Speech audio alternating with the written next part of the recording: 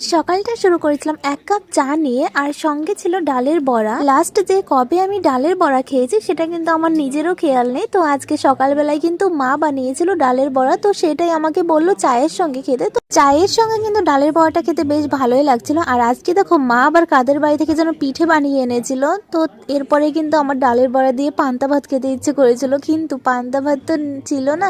তো আমি গরম ভাতকে কিন্তু পান্তা ভাত বানিয়ে নিয়েছিলাম। আমার মনটা যে কখন কি বলে সেটা আমি নিজেও বুঝতে পারি না। এরপরে কিন্তু দেখো ফার্মে গিয়েছিলাম, তো গিয়ে তো এই সাদা জামাটায় চোখ আটকে গেল।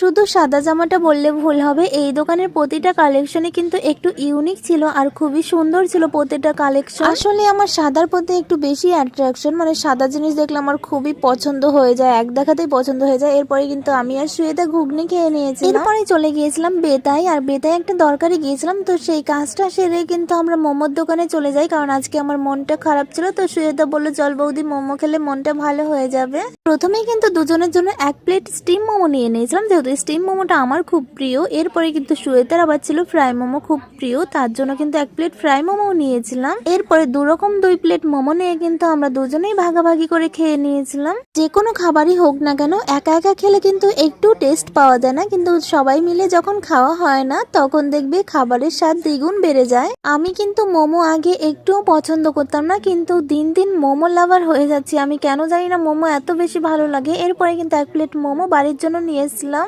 এরপরে সুয়েতার কাণ্ড দেখো, ও তো রাস্তাটাই পার হতে পারছিল না ঠিক করে, তারপরে কিন্তু অনেক কষ্ট করে রাস্তাটা অবশেষে পার হয়েছে। তো যাই হোক, এরপরে কিন্তু আমরা গুটি গুটি পায়ে বাড়িতে চলে আসলাম। আর বাড়িতে এসে দেখি আমাদের ছোট্ট লাড্ডু এসেছিল আমাদের বাড়িতে।